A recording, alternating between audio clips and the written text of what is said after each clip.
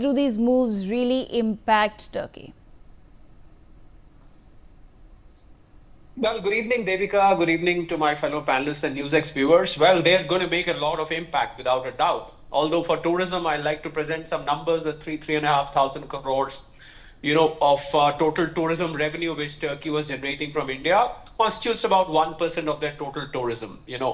But then the important aspect is that a lot of this revenue, in fact, about 1,000 crores, was coming from Indian wedding destinations which were being chosen in Turkey over the last few years.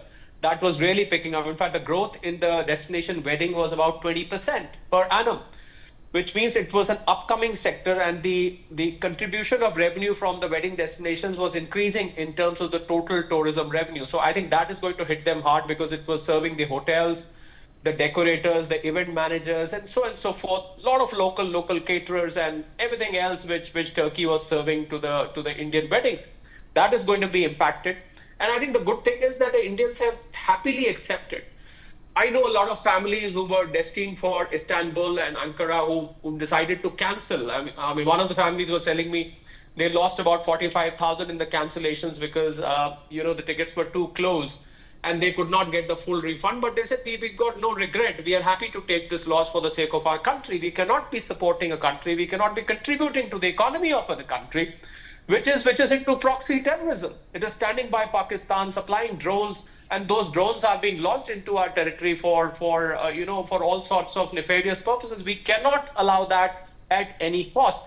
Then comes CAIT. Now, CAIT, Devika, has got about more than 6.5 crore trading members. The decision by the Secretary General Praveen Khandelwal, who's also a member of Parliament now from Delhi, he's a Secretary General. He announced, and the members happily accepted that we are not going to do trade with Turkey anymore. The quantum of trade we are looking at in 23-24, Devika, the total quantum was about $10 billion, where India has a trade surplus with Turkey. We were exporting more than what we were importing. But in the last year, it fell down and came down to $7-8 billion. I think the feelers have started coming about Turkish approach in terms of geopolitics and in terms of being anti-India on a lot of issues.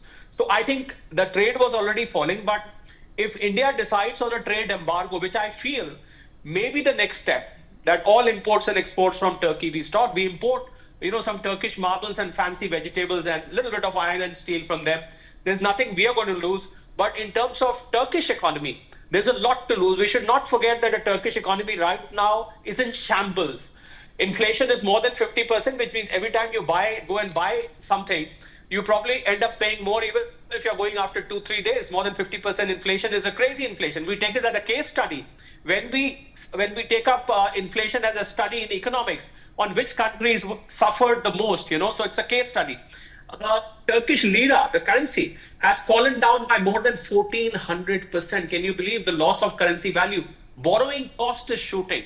The cost of capital. So the businesses cannot start, they cannot borrow from the banks. So not that Turkish economy was in a hunky-dory condition, when it could afford this. So I think this is going to hit hard. Maybe in a normal situation, this could have been a small constituent of the total international trade being done by Turkey. But in the condition in which its economy is right now, this is going to hit them where it hurts the most. And I'm so glad that the traders has also happily accepted, and they want to cancel all the imports being done from Turkey and the export. We were exporting machinery, we were exporting mineral oils, we were exporting pharmaceuticals, chemicals. There was a long list, and for some of those products, Turkish used to bow. Turkish used to wow. They used to say, wow, this is the price they used to get for these items were not available anywhere in the world.